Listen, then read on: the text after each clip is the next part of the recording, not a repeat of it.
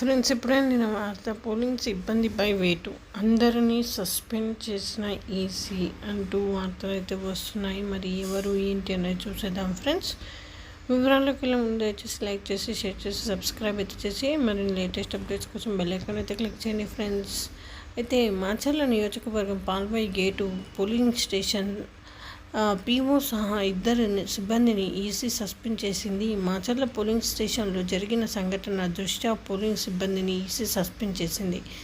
ఘటన సమయంలో ఎమ్మెల్యే పిన్నెల రామకృష్ణారెడ్డి బూత్లో అడుగు పెట్టిన సమయంలో అక్కడ ఉన్న పీఓ ఇతర సిబ్బంది లేచి నిలబడి అభివాదం చేశారు. ఈవీఎం పగలగొడుతున్న సమయంలో వ్యతిరేకించలేదు. ఈ అభియోగాలపై వారిని ఈసీ సస్పెండ్ చేసింది. రేపటిలోపు సంజాయిష్ ఇవ్వాలని ఆదేశించింది. ఈ ఘటనపై పీఓ సరైన సమాధానం ఇవ్వలేదని ఎన్నికల సంఘం ఆగ్రహంగా ఉన్నట్లు తెలుస్తోంది. ఈ విధంగా వార్తలు అయితే వస్తున్నాయి ఫ్రెండ్స్. Thanks for watching.